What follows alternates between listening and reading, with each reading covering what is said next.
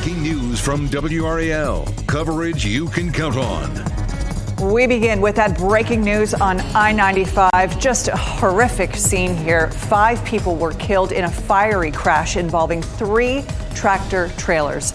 Thanks for being with us here. I'm Ashley Rowe. And I'm Dan Haggerty. The northbound lanes of the interstate right near the Wilson-Johnson County line are still closed at this point, if you can believe it. This has been all day out there, and they say it could stay like that for hours more into tonight. We have live team coverage for you. We've been monitoring any new developments from the scene and tracking ways to get around all of this from the Live Center. We're going to begin with Aaron Thomas, though, live along the highway. Aaron.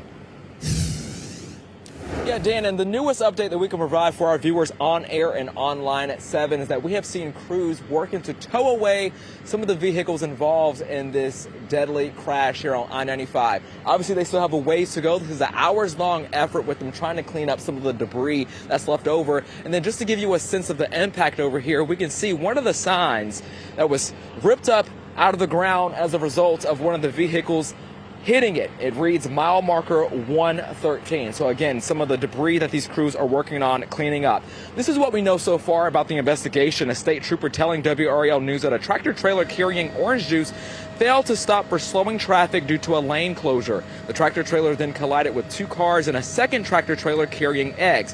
What we know so far is that 3 people died in one car and then 2 people died in another car. Now the truck carrying orange juice caught fire and was destroyed, and that is really the bulk of all the damage that you see out here on I-95. Just a while ago, WRAL interviewed Kenley's fire chief about the expansive emergency response. Take a listen. And when we arrived, we had a tractor trailer that was pretty much totally involved with fire.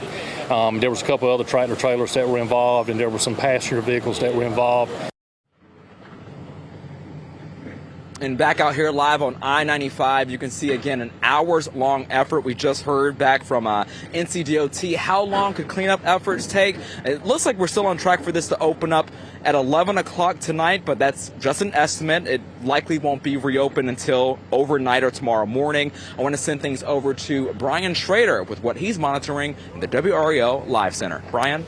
Aaron, just getting new information from our photographer at the scene there, who was driving down southbound 95, went down past the Kenley exit and saw that I-95 northbound still is closed there in Kenley at exit 107, as you see here in that picture from the NCDOT camera at the scene. Let's talk about the best way to get around this using our traffic map here. This is that Kenley exit at 107. It's US 301. DOT is taking all of that traffic on 301 through Lucama into South Wilson. From there, you pick up 587 and you rejoin 95 northbound on the other side of that closure. Now, the DOT is estimating that cleanup likely will last well into the night. So join us at 10 and 11 for live updates. Aaron Thomas will be out there. We'll be watching those traffic sensors on WRAL News again at 10 and at 11. What an incredible impact. Just horrible scenes there.